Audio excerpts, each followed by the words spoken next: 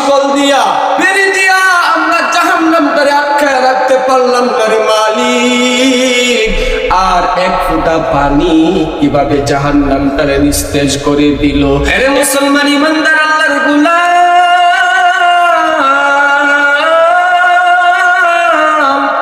জাহান্নামের ভয়ে, আল্লাহর ভয়ে চোখের এক ফোঁটা পানির দাম কত জাননি? এ মুসলমান যুবক, তাওবা করে আল্লাহর ভয়ে, জাহান্নামের ভয়ে চোখের এক ফোঁটা পানির দাম জাহান্নাম উৎপেতে বসে আছে। ইন্না জাহান্নামা কানাত মিরসাদা, নিশ্চয় জাহান্নাম উৎপেতে বসে আছে। জাহান্নাম যেদিন ক্ষুধার তাড়নায় চটপট করতে থাকবে, জাহান্নাম যেদিন ক্ষুধার তাড়নায় লাফালাফি করতে থাকবে, চিৎকার করে বলতে থাকবে, হাল মিন মাজিদ,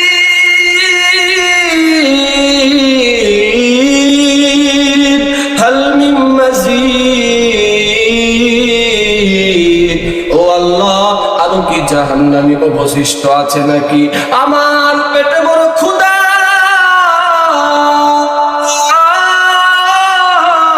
আমার বড় ক্ষুধা। আরো যদি জাহান্নামী থাকে তাহলে আমার পেটের মধ্যে দাও। আল্লাহ বলবে, ও জাহান্নাম, আমি বিচার কার্যটা শেষ করি আল্লাহ, এরপরে আরো জাহান্নামী আমি তোমার বুকের মধ্যে দেব, পেটের মধ্যে দেব। একটু থামো। জাহান্নাম থামতে রাজি না, জাহান্নাম থামতে রাজি না। জাহান্নাম শুধু লাফালাফি করতে থাকবে, ছোটাছুটি করতে থাকবে, জাহান্নাম প্রজ্বলিত হতেই থাকবে। আল্লাহ তাআলা ডাক দিয়া বলবে, ও আমার ফেরেশতারা শুনো, জাহান্নাম তো থামতেছে না, জাহান্নাম শুধু ভয়ঙ্কর রূপ ধারণ করতেছে। তোমরা ফেরেশতারা গিয়া ওই জাহান্নামটারে থামাও, জাহান্নামটারে থামাও। 70,000 রহমতের ফেরেশতারা দৌড় দেবে ওই জাহান্নামকে আটকানোর জন্য। শিকল দিয়া, বেরি দিয়া, দড়ি দিয়া জাহান্নামটারে আটকানোর চেষ্টা করবে 70,000 রহমতের ফেরেশতা।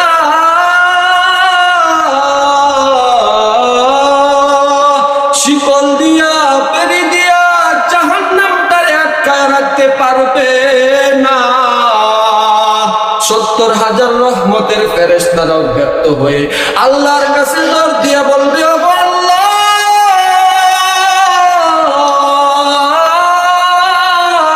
আমরা 70,000 রহমতের ফেরেশতারা শিকল দিয়া, বেরি দিয়া জাহান্নামটারে আটকায় রাখতে পারলাম না গো আল্লাহ।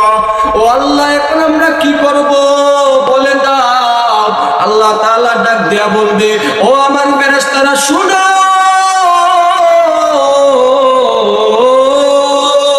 আমি এক ফোঁটা পানি দিব, ওই পানি নিয়ে জাহান্নামের গায়ের মধ্যে ছিটাইয়া দিবা।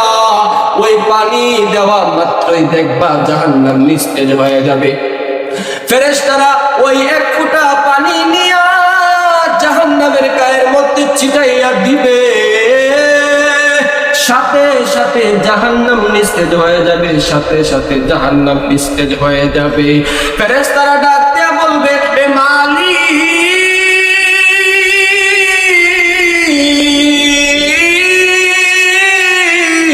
আমরা 70,000 রহমতের ফেরেশতা পারলাম না জাহান্নামকে আটকায় রাখতে। দড়ি দিয়া, শিকল দিয়া, বেরি দিয়া আমরা জাহান্নামটারে আটকায় রাখতে পারলাম না রে মালিক। আর এক ফোঁটা পানি কিভাবে জাহান্নামটারে নিস্তেজ করে দিল। এ মালিক, এটা কিসের পানি? এটা কোন নহরের পানি, কোন সাগরের পানি?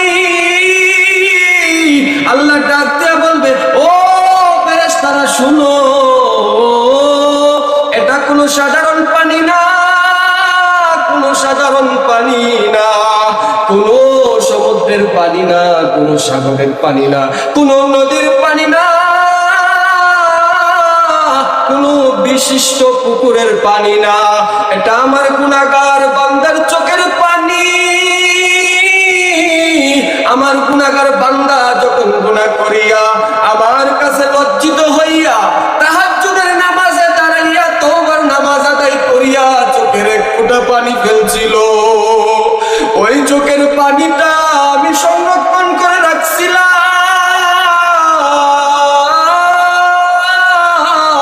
ওই পানিটা আমি দিলাম তোমাদেরকে। ওই পানিটা যখন জাহান্নামের গায়ের মধ্যে ছিটায়া দিলাম, সাথে সাথে জাহান্নাম নিস্তেজ হয়ে গেল। একমাত্র চোখের পানিটাই পারবে জাহান্নামকে নিস্তেজ করার জন্য। চোখের পানির পাওয়া আল্লাহর বয়ে, জাহান্নামের বয়ে চোখের এক ফোঁটা পানির মূল্য অনেক।